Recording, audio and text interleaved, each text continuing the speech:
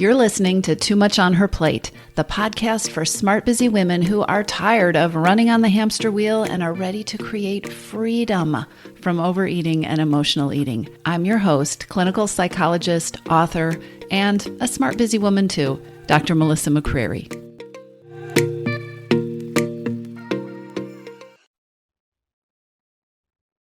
Hey, everybody. Welcome back to the podcast. Today, let's get practical. Really practical and concrete, because as much as a one-size-fits-all solution to overeating just doesn't exist, and I really wish it did. I really wish there was a magic, just do this and you'll have this relationship with food that fits you perfectly, but it doesn't. But as much as there is no one-size answer, there are a few practical questions that I get asked over and over and over again. And one of these is, how do I stop stress eating?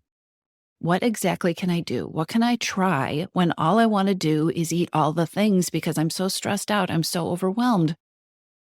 What am I supposed to do? I have some ideas for you, and there are a few important reasons that I'm going to share these with you, even though they may not be your answers. These may not be your right answers, but I think this might be helpful, and here's why. Stress eating is one of the most challenging types of emotional eating, and stress is a major cause of overeating and of weight gain and of weight regain and of getting pulled back into vicious cycles with food and into the relationship with food that you just don't want to have, that doesn't serve you. And of course, stress is a huge trigger, and the desire for stress relief is a big hidden hunger for busy women. Knowing that you want to eat less, or knowing that you really are determined to stick with healthy eating, that's one thing. Figuring out how to not overeat when you're overloaded or overwhelmed and just plain stressed out, that's another thing entirely. Stress limits your ability in so many ways, right? So stress limits our ability to think creatively. When we're stressed, we are compromised in our ability to focus or to problem solve. And we are not as good when we're stressed or overwhelmed at adopting new ways of doing something, less familiar strategies. So when you're stressed or overwhelmed, it is so much more likely that you're going to be in reaction mode. And when you're in reaction mode and when your brain is going through the processes that your brain goes through when it's stressed, you are so much more likely to fall into the old tried and true patterns, like going for the chocolate or opening up your Uber Eats app on your phone, without even really thinking about them or without knowing what your alternatives are. That's just how we are when we're stressed. When we're stressed, and actually other times as well, that idea of white knuckling it, right? Just don't do it. It only goes so far. And this is especially true if you're stressed or overwhelmed, because if you're stressed or overwhelmed or overloaded, you've probably used up a great deal of your reserve of willpower or determination or your ability to white knuckle it. So the times when you are facing stress or overwhelm are also times when it can be super useful to have done some pre-work, to have done some work in advance. These are times when having a cheat sheet or a checklist or a list of what to try, what can I try instead of stress eating, these things can come in very handy, because these are the times when your thinking is not necessarily the best skill to rely on. You are not thinking at your best. There's another reason I'm going to share this list of ideas with you today as well, and that's that sometimes it's hard to get started doing or thinking in a new way. It's hard to know how to kind of switch on that different area of your brain. One of the most challenging things for members in my Your Missing Piece program is that we're retraining your brain and retraining your habits so that you're approaching food and eating differently and thinking about food and eating differently, right, than you have done it in the past. So your default with stress and overwhelm might have been to crave barbecue ruffles, right, to go for the potato chips. One of the things you'll be learning in the program is how to create a new default craving, a new response, a new thought, a new behavior, one that isn't overeating or one that isn't tied to overeating is my solution to stress, that kind of thinking. The first half dozen times you try it, your brain is going to go haywire because your brain has this pathway that it goes down. I feel stressed and I feel overwhelmed. It's time to go get the ruffles, right? It is one thing to say, don't stress eat. I am not going to stress eat this week. It is one thing to say, all right, when I feel the urge to stress eat, I'm going to do something else instead. I'm going to do something different. It is an entirely different, an entirely more challenging thing to know what to do instead and to be able to activate that. Members of Your Missing Piece have heard me say over and over again that when you don't know the answer, which is, by the way, something that is so difficult for high achievers, we are used to knowing the answer. But when you don't know the answer, if you're being asked a question that you don't even know how to answer, or if your brain goes blank when you're asked this question, this can be a sign, especially in a program like Your Missing Piece, this is a sign that you are in territory where you can rewire your old behaviors and thoughts. One of the things that happens in the program, on the coaching calls and in the training, is that oftentimes members get asked a question that it's like they've never even thought in that direction about, right? So we have these pathways. When I'm stressed, this is what I do with my feelings. When I have this certain set of circumstances line up, that's when I head to the vending machine, right? This is what I tell myself about what I need to do to change. This is the thinking that's often tied into deprivation mentality and diet mentality. And so if you get asked a question that is completely about problem solving outside of those areas, often you don't know the answer right away. You don't even know how to think about that question. Or your mind just goes blank. Maybe you don't even understand the question. This is so important. Not knowing the answer is a good first step because it means you're being asked different questions. It means you're being asked to think about something in a different way. It means you aren't answering or going down that old autopilot path, which has led to the same old results and the same way of feeling, right? The same old relationship with food. So it is important to know that it is very common to go blank or to not know the answer when you start to think about what am I supposed to do instead of stress eating. A lot of people, when faced with the challenge of, okay, what can I do instead of stress eating, go blank. Or if they don't go blank, it is pretty common to come up with a bunch of strategies or one or two strategies that sound really good, but honestly, they're not practical or they don't really help. They just sound good, right? Like instead of stress eating, I'll do something productive. Like I'll go for a run or I'll clean out my closet. When you're stressed or you're overwhelmed, you don't need and you don't want a longer to-do list. But your adorable brain, if it's like everybody else's human brain, is so willing to give you a long list of things that you could do instead of stress eating that just feel like a long list of things to do, which you already have, which is why you're stressed or overwhelmed, right? So I've got a different kind of list for you.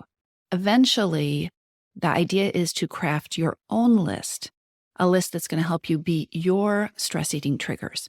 But in the meantime, I think it's helpful because I keep getting the questions to give you some ideas to help get your brain started. So every now and then I'm going to chime in and try to answer this question, right? So that you can get your own brain started and you can start getting some ideas that hopefully will get your own gears turning. All right, so here's what I have for you today. Today I have for you 10 things to do instead of stress eating. Number 1, give yourself a place and permission to blow off steam. Think about it. If stress is pressure, you do not need to be the pressure cooker with the tension building up and building up inside you. Allow yourself a place to blow off some steam. Acknowledge that you have stress and then find some ways to let it out that feel safe. So get in your car, roll up the windows, yell, or play loud music. Do something physical that feels like release. If that's running or cardio or dancing to loud music or going for a walk. Knead some bread dough or get some Play-Doh and throw it down on the table or shred some papers or scribble on paper or vent. Give yourself permission to blow off steam. This can be so effective. So often we try to pretend we don't have any steam building up, or we blame ourselves for feeling the pressure. Start to release it. Number 2, phone a friend. The psychologist term for this is social support. Using social support. It's valuable. It is so good for our health, and it can work wonders. So whether you want somebody to advise you or distract you or make you laugh or just listen, connecting with somebody who knows you and whom you can trust, whom you feel safe with, can make a huge difference. You don't have to necessarily talk to them about the stress, or you can talk to them about the stress. And if you don't have time to talk now, make a date to talk in the future.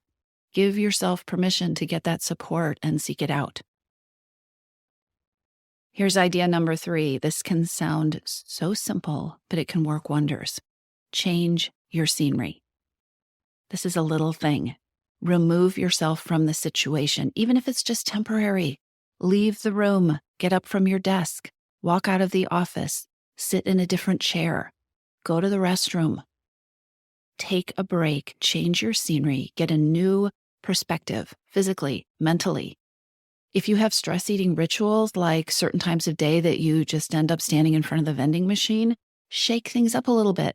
Take a different route. Avoid the familiar, right? Leave your wallet in a different place in your office. Try to shake up the routine that is autopilot and that is habit-filled if you can. And also the whole changing your scenery place.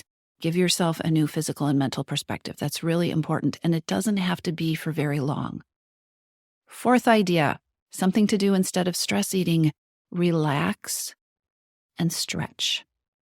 And again, I'm not talking about for the whole afternoon, right? Stress builds up in your body, and then it creates more stress and more discomfort. If you can't change your life, if you can't even change the next hour, you can still be kind to yourself and stretch out your neck, or stretch out your back, or release your shoulders, right? Try to create some kind of increased comfort in your body in ways that don't involve eating. Pay attention to your body. Notice that your body could use more comfort. I hope you're noticing that these interventions can be really small, and they can still be effective. Okay, so number 5, really small: escape.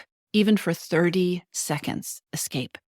Sometimes stress and overload leads to this belief that you can't stop. You can't afford to stop. You just need to keep working harder and harder. You need to keep going. You'll stop when you're finished, right?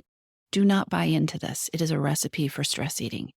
So give yourself permission to take a break. Give yourself permission to escape, even if it is just a minute or 2. And like I said in that earlier idea, if you can't go for a walk, go to the bathroom. Go refill your water glass. Google images of tropical beaches, beautiful places. Put one up where you can see it. Go make yourself a cup of tea. Take a minute. Escape. Give yourself permission to escape. Idea number 6 to avoid stress eating is one of my favorites. Not everybody's favorite, but I want you to try it, and that's journaling. This is an excellent way to untangle your feelings. It is an excellent way to check in with yourself and decompress. And by the way, you do not need to write pages and pages and pages to journal. Try writing for 5 minutes before you sit down to eat. Try writing for 5 minutes when you get home from work. You're less likely to overeat when you've taken the time to understand what is going on for you, when you've taken time to understand what's driving your hunger and to think about what you might do instead. And again, we don't need a to-do list, right? I could do this and I could do this and I could do this, but journaling can help you get clearer on what it is you're feeling. And that can help get you clearer on what it is you're really needing. What is the food taking the place of? Quite often, journaling will help you realize, you know what, I'm tired, or I just need a break, or I just need 5 minutes to myself. So journaling can be an excellent way to slow down the process and get off autopilot so you can do something different and start breaking the stress eating habit. I am aware that an idea of journaling can sound very composed, right? And maybe even formal, very thoughtful and deliberate. And you might not feel that way when you're having an urge to stress eat, when you're in the moment. You might not feel so mature and composed and ready to do something grounded. You might want to do something like strategy number 7, the seventh idea I have for you, which is to rant in a safe place, in a safe way where you're not going to hurt anybody else. Give yourself permission to not be reasonable, to not be logical, to throw your good manners out the window. Go to a place where you can express yourself privately. I have already mentioned using a car, to just let it out. Cars are great for this. Go to a place where you can express yourself privately and let loose. Get mad, be frustrated. Stop being reasonable. You want to create a situation where there aren't any repercussions, where it feels completely safe, where you can have a tantrum if you want, or a good cleansing cry, right? A great big cry where you can put words to your feelings, where you can yell, where you can let it out instead of trying to bury whatever it is with food. Instead of being numb, let yourself feel. If all this feels louder or more vocal than is your style, you can combine ranting with journaling. You can do a ranting journal entry. You can write something that is so ranty and uncomfortable to you that you shred it when you're done if you want to. But just give yourself permission to express yourself. All right, that's the seventh idea I have for you. The eighth idea I have for you maybe should have gone closer to the top of the list because it is so helpful to so many people, and that is to sleep. Stress is exhausting. And that cycle that we get into with stress and overwhelm, that we have to get the work done, that we're not allowed to stop, also leads to exhaustion. Sleep will work wonders if it's what you're needing. And it will work more wonders than working late into the night.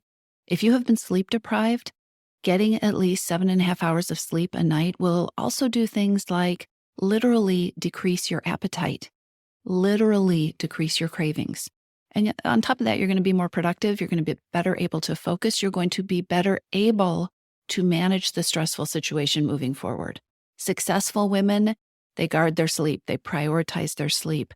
If you are not getting sleep, bump the strategy up to the top of your list, because I think it is the number one strategy for preventing stress eating, for breaking stress eating cycles. And I also think it is probably the number one strategy that smart, busy women tend to ignore. So that is idea number 8, but it probably should have been idea number 1. Idea number 9, the 9th idea I have to get your brain going on creating your own ideas of how to prevent stress eating, is to make a list. Just make a list. We hold so much stuff in our brain, and then our brains get overloaded, our brains get overfull, the ideas are swirling around, and we are trying to hold on to all of them.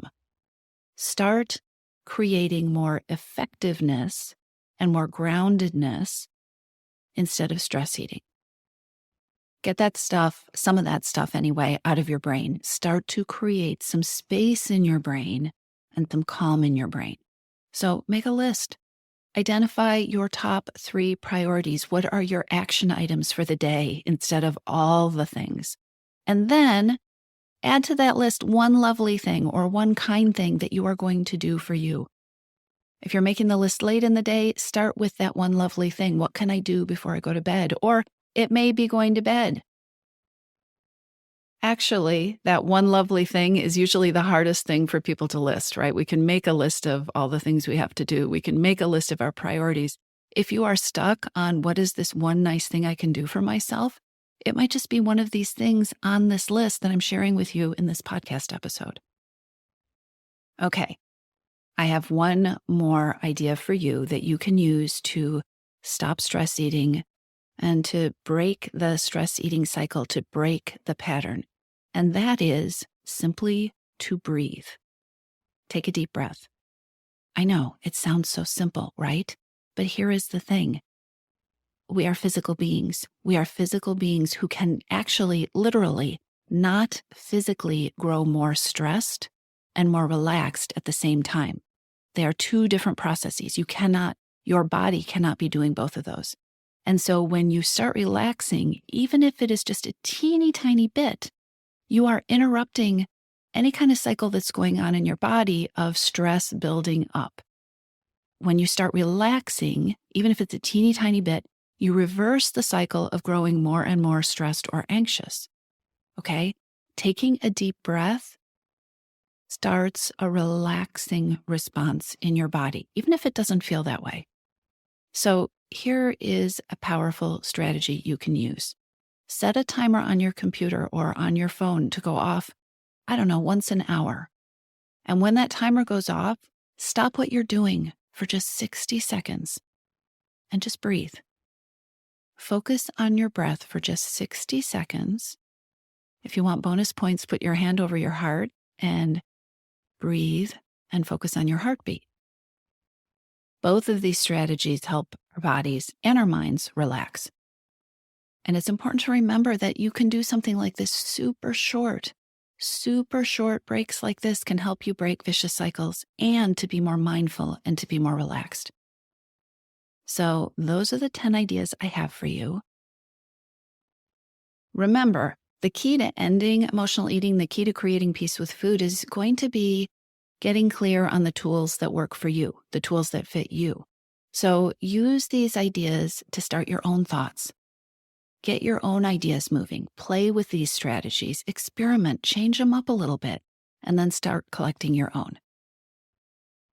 You can break cycles with stress eating, and you don't have to add in a whole bunch of hard work and a big, long to-do list. In fact, that is actually not the key at all. These are simple things. Play around with them and see what works for you. I'll talk to you soon. If you're ready to lose your overeating and emotional eating habits, and you are ready to step into a relationship with food that fits you, one that doesn't rely on willpower and deprivation, then now is the time to join your missing piece. Enrollment is open, and this is the perfect time to join me. Go to toomuchonherplate.com/freedom, or just click on the link in the show notes. Your Missing Piece is the program where I show you step-by-step how to create freedom from overeating with a unique combination of psychologist-designed, personalized work with me, coaching, and smart strategy. You'll learn how to reclaim your power, ditch the diets, and create results that are built to last.